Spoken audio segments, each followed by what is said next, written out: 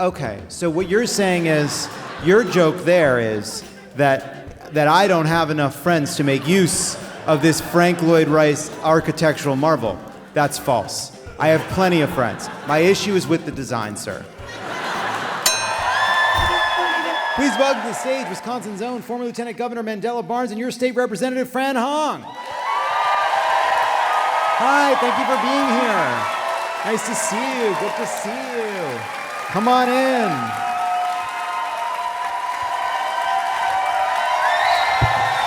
They love you. They love you. That's all for me. You know that, right? Okay. Hi. Hi. Hello. It's time for a segment in which we talk about political topics in the Badger State, and at the same time, I get into a state and badger you about topics. Which is why we're going to do it in a segment we're calling Frank Lloyd Wrong.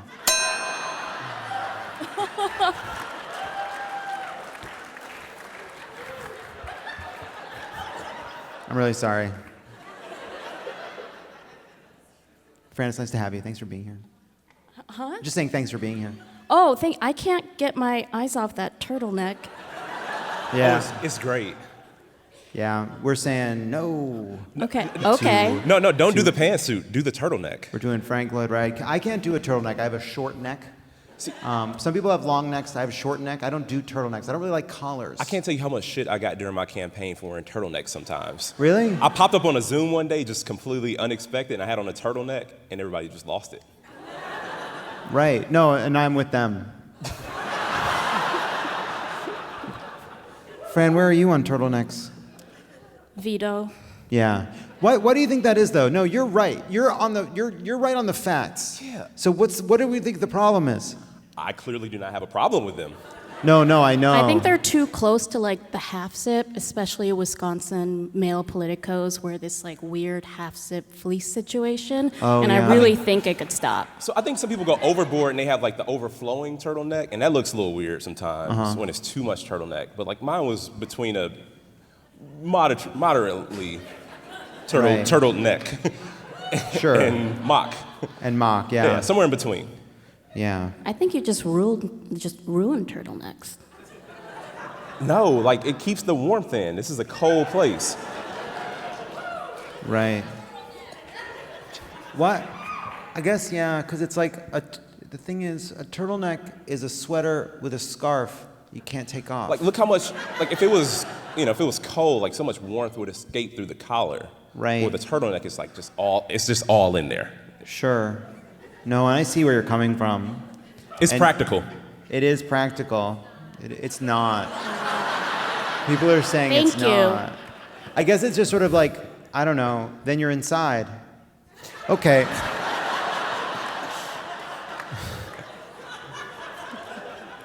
Mandela, you are now president of Power to the Polls. Yes, and thank you for everything.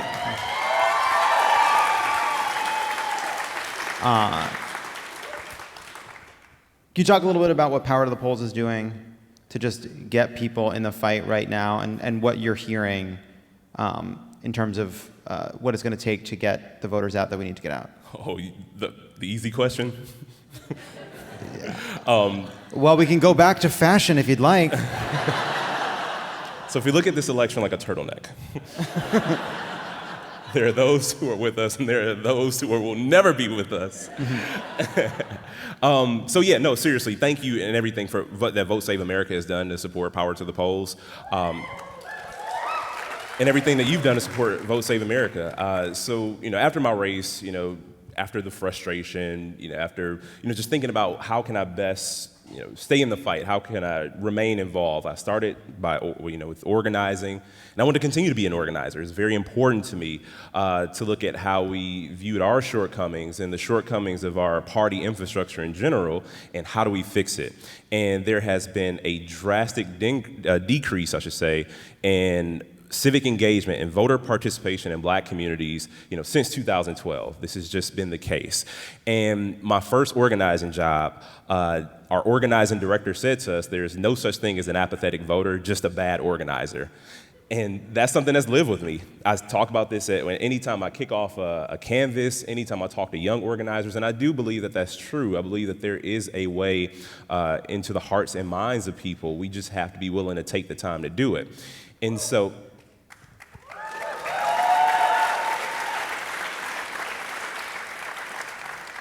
we're scaling up a program to contact Black, brown, and working class voters. We've been on doors since September. We crossed the 100,000 door mark just last month. And the thing about having been on those doors since September, we were able to take time. Like if people,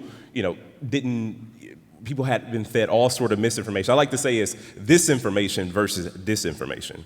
That's how we're approaching these conversations on the doors, and we had the time to do it. So when people would push back, our organizers could say, well, this is not the case. We can talk about all the achievements of the Biden-Harris administration, the lower costs on prescription drugs. We can talk about how folks can save money with the Affordable Connectivity Program. Unfortunately, the funding has run out. We need Congress to act. But we also talked about the Inflation Reduction Act primarily, and how people can save money on their utility bills, how people can advance in more sustainable ways of living and upgrading their homes. And we had a pretty good response. We get pretty good responses, but at the same time, there's a lot of work for us to do.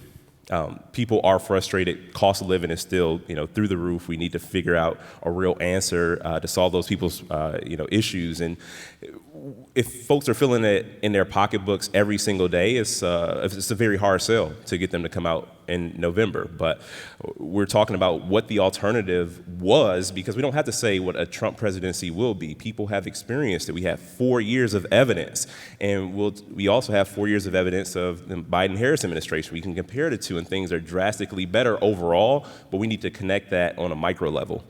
Yeah. Fran, this is Frank Lloyd Wright's Talesian in Spring Green, Wisconsin. Whoa. Taliesin. Taliesin? Okay. Too much seating. What are we doing with all these built-ins? There's no flexibility, don't you think? Look at all these chairs. You have to sit against the wall, right? I think people just want to look outside. The chairs are facing in. Not the ones that are by the window. Those, I guess. They're meant to be lounged on, not just sitting up straight. I don't know. They're for the ghosts. They say Taliesin is haunted. You think it's haunted? Yeah, I've been there. Haunted by it. If you have enough friends, it's not a problem. Okay, so what you're saying is, your joke there is that I don't have enough friends to make use of this Frank Lloyd Wright architectural marvel. That's false. I have plenty of friends. My issue is with the design, sir. And your attempts to get me to be defensive or to somehow be afraid to say what I think because of your personal attacks, they're getting you nowhere. Nope, you're done. Hi, Jon. Hi, Fran. So, back to politics. Yeah. What are you hearing during this campaign when you're knocking on doors, when you're trying to get people to turn out, especially when Wisconsin has not just the presidential race, but a Senate race, ballot measures, state house races, and congressional races? Voters are actually quite apathetic at the doors, which scares the shit out of me because I think apathy is one of the biggest things that undermines democracy. But when you approach voters and, again, we're meeting them where they are and you're vulnerable with them and you may share, these are my fears and these are the things that I would like to see for my community and my family. Some people will say fuck off, but other people actually open up. And I've heard on the doors, and I think this is why we shouldn't underestimate voters. I'm hearing people talk about caregiving and why we have to increase wages for caregivers. I'm hearing people talk about, yes, absolutely, that is a huge issue. I heard just in Mount Horeb the other day, a woman tell me about public safety and specifically school safety and gun violence. And then I also ran into a couple Trumpers who think libs are controlling the weather. And we're not. Yeah, last I checked, we're not. But again, we have to keep meeting people where they are. We have to keep having conversations. I don't think we have to think of them as political conversations, but more just of a lot of people miss having connection. And if you approach a door and you have a conversation and build a connection, I think more folks are willing to talk to you, and also don't talk about the top of the ticket, and they'll talk to you. Such an important point. Mandela, I'll now direct your attention to Frank Lloyd Wright's wing spread in Wind Point, Wisconsin. Apparently the roof is leaky as hell. A problem experienced in many of Frank Lloyd Wright's dumps. Do you know that he famously said, if the roof doesn't leak, the architect hasn't been creative enough? What kind of maniac? Look at that. You want to live in that? Well, the thing is, like, it's designed to prevent leaks, but it just doesn't work. So you're blaming the construction people? No. It's you a design. No, it's a design flaw. I'm always with the. Hey, I am always with the proletariat. It's so fun to attack Frank Lloyd Wright. I've never done it before. It's really fun. It's like it's one of those things. It's like you think you have a good idea, and in practice, it's just not. And this is it. Yeah, I agree with that. Maybe this segment. We'll find out. All right. Fran, Yes, you were a chef? I was. Well, you're always a chef. You I can't think take that. I think I'm more of a cook now, and I miss line cooking a lot.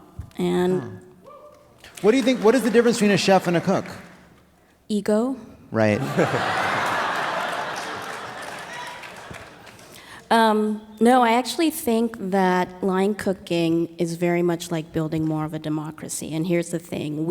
In order to have a good service, you have to have mise en place, right? You have to have all your ingredients ready. What was the term? Mise en place. You gotta get your. You know this. Mandela pretends to cook and know that he's a chef. Wow. No, but it's like you have to have all your ingredients prep, and actually more goes into the prep than what you may be preparing on the line for the dish. And so when I think actually about democracy, and specifically what's happening here in Wisconsin, I really do think that we're doing that prep work. We're building up that line to be able to create a really great dish, which, yes, this is corny, that's democracy, right? We've got folks on the doors, and it's not just volunteers. We've got elected officials on the doors. We've got, folks who have never been door knocking before. We've got competitive maps now, and 97, yes. 97 out of 99 assembly districts have a Democrat running. That hasn't happened in years. And then we've also got, people need to remember that we've been organizing for the last 12 years, right? I would say almost every person in a county in Wisconsin knows what gerrymandering is. That doesn't happen without coalitions like Fair Maps Wisconsin. Yes. And so we're building that coalition, and I think now it's much more multi-ethnic and multicultural, and that's only going to make the fate of democracy fucking runs through Wisconsin, right? And so we're building up all this prep, all of the ingredients to create a really great dish, and I think cooks are the best at that.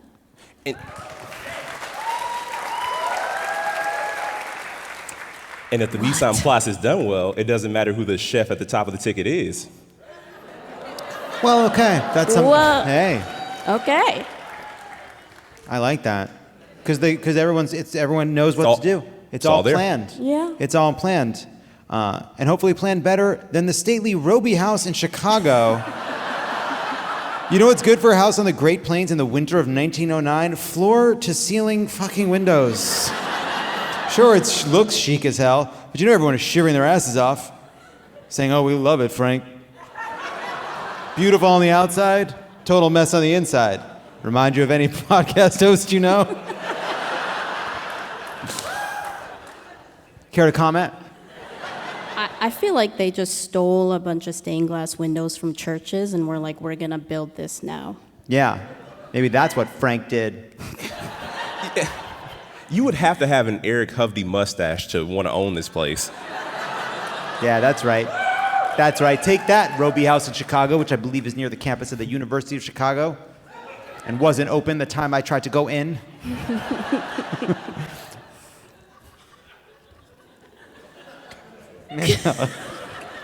You guys are here on a loose night. We're at, anyway, Mandela. What are we gonna do? No, question. Forward Together. Yes. You're also working with Forward Together. Oh, man. Yeah. Nice. Oh, that's we super just here fun. to plug all of his jobs and organizations right now? Well, do you want to do any more plug? This is supposed to be a softball. You can talk about whatever you want. We did a whole thing we queued you up for a great thing about how being a chef is like cooking democracy. And it was beautiful. No, that was, I worked on that, let's be honest. No, I think it's important to talk about who's also vital, the communities that are vital to be able to win this election. And I completely agree with Mandela that it is going to be black voters, specifically black women voters, who are going to get us the win. And I think it's also important to think about the Asian American women who are leading in communities all across the state right now. Biden won by barely 20,000 votes in 2020. So it's these communities that are going to be the margin of victory to make sure that we fucking save democracy. So, Mandela, one of the challenges that's really important, and one of the challenges I think you're both kind of getting at here is, look, I think everybody here is going to do what they can, right? A lot of people listening are going to do what they can. But the people we're trying to reach, either people that didn't vote in the past or maybe voted for occasionally in the past, maybe voted for Biden and are feeling pretty disillusioned, the less engaged they are with the day-to-day coverage of the news, the more cynical they now are, right? That's true all age groups. That's true of a disengaged senior, true of a disengaged Gen Z person, cross-racial groups, right? The disengagement and cynicism are tied. And I'm just curious what your experience has been trying to reach those kinds of voters who basically are like, that they're dissatisfied with their options, they don't feel the effects of politics, they don't believe you when you tell them about the good that's been done. It's literally the hardest organizing work that I've ever been a part of. And black women have certainly been the backbone of Democratic Party. And I will say about that too is we know that we can't take voters for granted. And that's what has been the problem. And because of that is where we see this slow chipping away of black male voters. And that's what's very troubling for me, because it's not even a policy conversation. You start talking about policy, it's like, okay, well, yeah, we are still with the party, by a very large margin, and still are, even though some folks are chipping away. But it doesn't have to be anywhere near a majority. It just needs to be a slim margin, as was mentioned. 21,000 votes is what Biden won by. And so when you get in conversation with somebody and just like, nobody's been looking out for me, everybody's ignored me, and people feel like their very real grievances have just been pushed aside, it becomes almost impossible to ask somebody to vote. And the only way that it does become possible to get them to become a voter and hopefully vote for the right candidates is taking the time to learn and be that person who actually does listen. Because if you're not the person knocking on the door, having the conversation, it will not have happened at all. And so that's why I encourage people to step out, get out there and volunteer, because anybody who feels ignored, we should take that seriously. But who are the people who will actually listen? It's not like, unfortunately, it's not like their members of Congress are showing up and knocking on doors. You just don't have the time to as a member. Occasionally you get your state legislators who show up, your local office holders, but somebody who can actually take the time and hear people out, that's where we make up the difference. Like, sometimes it is really just being there to listen to somebody's story about having lost a loved one to addiction, to gun violence, or even, how their job just does not exist anymore. These things, like, they matter to people, and they feel like they don't matter to anybody. And in many ways, we are social workers in communities. We fill so many voids for folks who feel like, or who really have lost it all. But you could be that difference. You could be that person that gives somebody hope and inspiration and faith in a time where it feels like there is none. So the answer is you all. The answer is anybody who's listening. The answer is anybody who has the time to get out there and act as if this democracy is worth saving.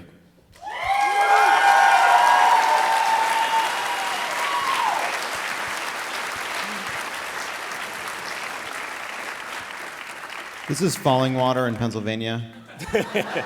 Legend has it that Frank Lloyd Wright only took 2 hours to sketch it, and we can tell. There's a waterfall in the middle of it. You know what the original owner of Falling Water called it? Rising mildew. It's also structurally unsound. Fran, do people know about these 2 amendments that are on the ballot? They're an absolute power grab by the Republicans in the legislature in order to be able to undermine the powers of the executive and essentially continue to hoard power in the legislature. And so please vote no to both and tell everyone that you know to vote no to both. There are yard signs you can pick up with the League of Conservation Voters. They've got phenomenal, I think they're like orange and blue and white yard signs that you can put up that say vote no. And remember that, the Republican Party here in the state is not going to change. They will continue to try to hoard power, harm our communities, and I think we have to say it for what they are. Yeah.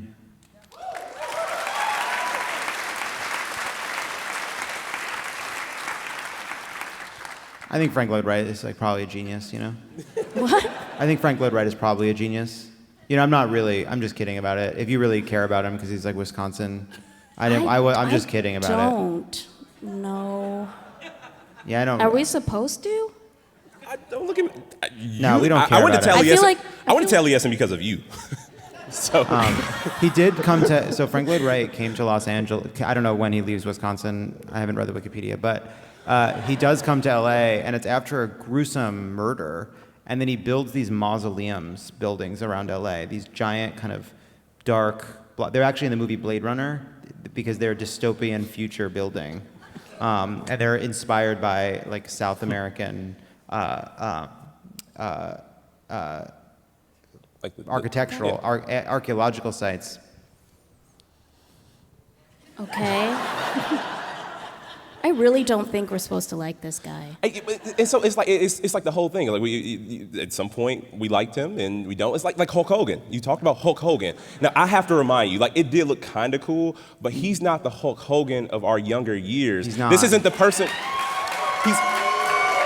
This isn't the dude that told us to eat our vitamins. This is the Hulkster with a hard R.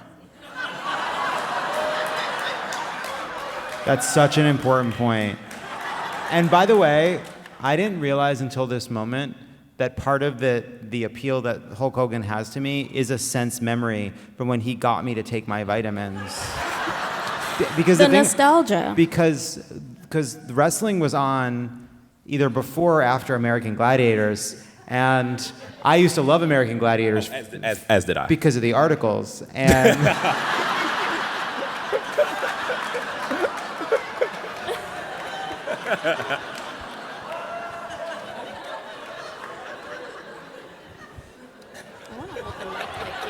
What? Should I hold the mic like you? I don't know. You can do whatever you want. I feel like, yeah, let's do it. Democracy on the line. Hold the microphone however you feel Yeah. good. Do you feel like we're Fine. connecting? And now, yeah, maybe.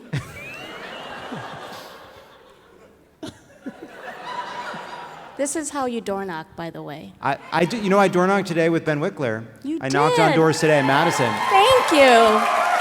That's awesome. And first of all, it's amazing to watch him knock on doors. He's obviously the pro.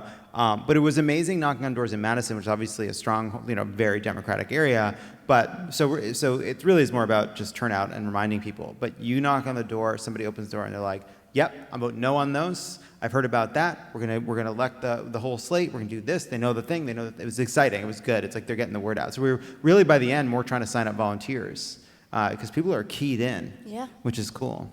I'm very proud of Madison and how engaged they've been. And I think the folks here are who help us uphold like the progressive values we really used to have in this state, and we need to continue to build that. Okay.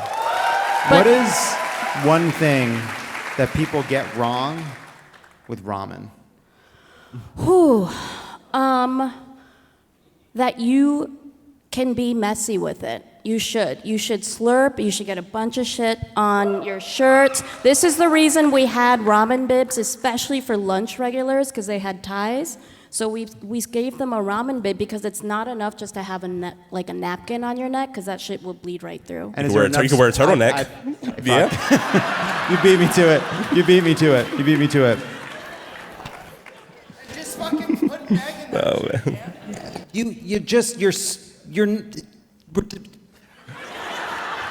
What, before we go, what is, just for people listening that are not from Wisconsin, what's the most helpful thing they can do right now?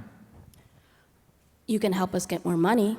You can help us encourage, make a donation to legislative candidates, especially Assembly Democrats. You can do that at www.assemblydemocrats.com. And anyone, and each person, regardless of if they're for Wisconsin or not, if you have a small connection to Wisconsin, you are a trusted messenger to someone. So folks in this room may not be able to reach voters across Wisconsin, specifically more maybe in smaller communities.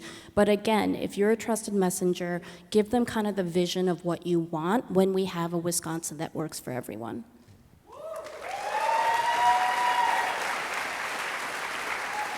Yeah.